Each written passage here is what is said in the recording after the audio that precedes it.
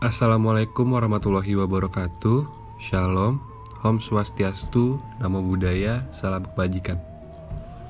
Perkenalkan, nama saya Muhammad Faris Aldean dari jurusan Antropologi Sosial kelas A Universitas Diponegoro. Di sini saya ingin membawakan sebuah kisah atau folklore yang berasal dari Jakarta, yaitu kisah si manis di Batan Ancol.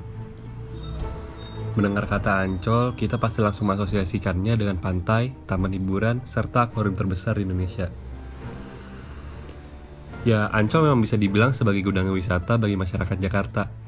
Apalagi dengan banyaknya acara seru dan promo yang kerap diadakan Ancol, kawasan ini senantiasa jadi opsi menarik buat kamu yang ingin segar getaway tanpa harus pergi jauh dari kota Jakarta. Namun di tengah popularitas Ancol, tahukah kamu ada sebuah kisah yang menarik di kawasan jembatannya? Kisah ini sebenarnya udah ada sejak lama, tapi pada tahun 90-an sampai tahun 2000-an itu kembali populer lagi. Bahkan saking populernya itu sampai cerita ini tuh diangkat ke layar kaca. Ada dua versi terkuat yang biasa diceritakan kepada masyarakat umum. Walaupun kedua kisah ini belum diketahui secara pasti tentang keasliannya, tapi kedua versi cerita ini mempunyai kemiripan. Daripada berlama-lama, sekarang kita masuk saja ke ceritanya. Versi pertama. Pada cerita versi pertama ini dimulai pada awal abad ke-18 ketika Jakarta masih dikenal dengan nama Batavia. Seorang perempuan muda berusia 16 tahun bernama Mariam ditemukan terbunuh di kawasan Ancol.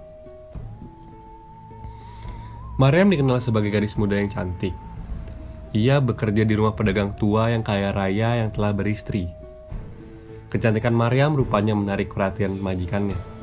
Hingga suatu hari, Mariam dilamar dan diajak untuk menikah sehingga kelak dapat menjadi selir sang majikan. Permintaan sang majikan ditolak oleh Mariam. Mariam pun keluar dari rumah dan berusaha menjauh dari sang majikan. Sayang, rencana Mariam untuk melarikan diri rupanya tak berhasil. Gadis cantik ini malah diperkosa secara bergilir dan kemudian dibunuh oleh para preman yang disuruh oleh majikannya. Padahal kala itu, sang majikan hanya menyuruh anak buahnya untuk mengejar dan menangkap Mariam yang lari dari rumah sang majikan karena tak ingin dinikahi. Para preman yang takut ketahuan belangnya itu kemudian memilih melemparkan jasad Mariam ke area persawahan tak jauh dari tempat ia terbunuh, yaitu di kawasan Ancol yang kini menjadi jembatan. Versi kedua.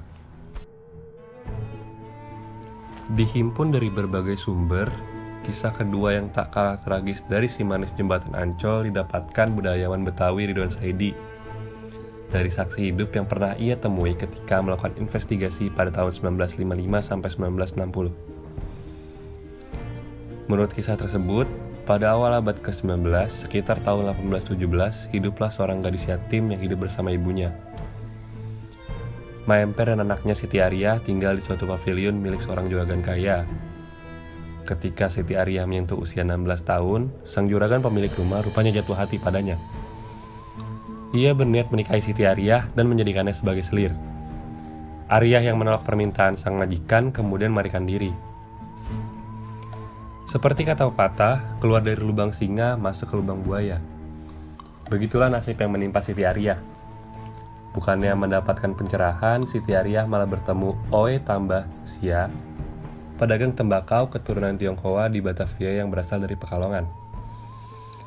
Ia dikenal sebagai pria playboy pada masanya dan sangat suka main perempuan.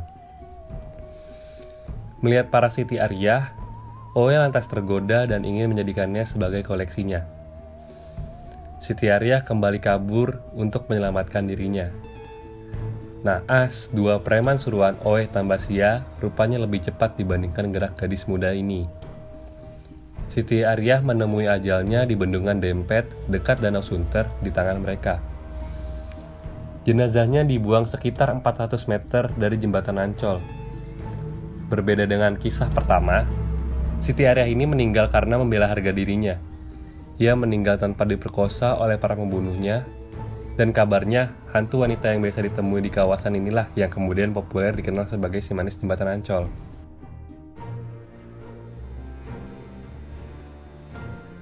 Dilansir dari kumparan.com, ada pengakuan dari seorang pria yang tak mau disebutkan namanya, bahwa dahulu memang ada sosok wanita yang bermukim di jembatan Ancol.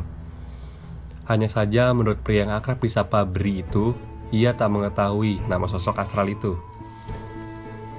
Hanya saja memang awal tahun 2018 lalu ia pernah menyambangi lokasi tersebut untuk berkomunikasi dengan para penunggu jembatan Ancol untuk kebutuhan pekerjaan.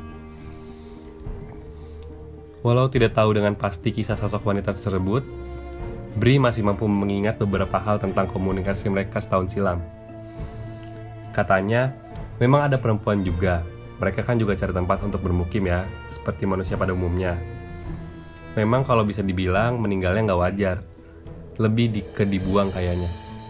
Tapi pembunuhannya bukan di situ. Sayangnya waktu itu beliau nggak menyebutkan nama sih, kata Bri waktu saat dihubungi. Kata Bri, baju yang digunakan oleh si manis ini tidak semerah yang ada di film. Si manis jembatan Ancol selalu berganti-ganti pakaian saat dikunjungi. Kadang merah, kadang hitam, dan juga putih, dengan model baju terusan tetapi tidak terlihat sampai bawah. Di balik cerita mistis dan pilu tentang jembatan Ancol ini, banyak pengajaran yang kita dapatkan dari cerita ini. Misalnya dengan menghargai pendapat dan hak asasi orang lain, karena menghargai hak orang lain merupakan kewajiban setiap warga negara.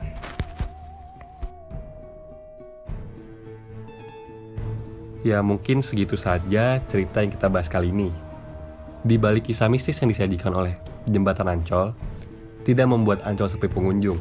Bahkan Ancol sangat ramai saat libur lebaran atau libur sekolah. Semoga cerita ini bisa menghibur dan menambah pengetahuan kita.